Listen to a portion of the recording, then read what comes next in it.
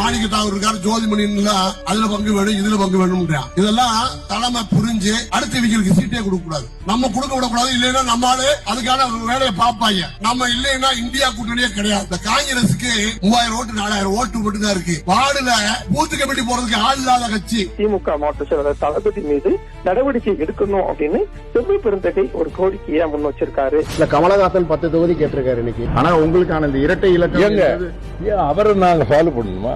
I am in politics for the past 62 years. He is a new entrant. இன்று திருச்சியில் சமத்துவ நடைபயணத்தை துவங்குகிறார் மதிமுக பொதுச் செயலர் வைகோ. இதனை துவக்கி வைக்கிறார் முதலமைச்சர் மு க ஸ்டாலின். இந்நிலையில் அந்த நடைபயணத்தை புறக்கணிப்பதாக தமிழக காங்கிரஸ் கமிட்டி தலைவர் செல்வபெருந்தகை தெரிவிக்கிறார். திருமாவளவனா இருக்கட்டும், வேற எந்த சாதி தலைவராக இருக்கட்டும், அரசியல் அவரை விட சாதிக்காக போராடுற தலைவர் விட்டுருங்க.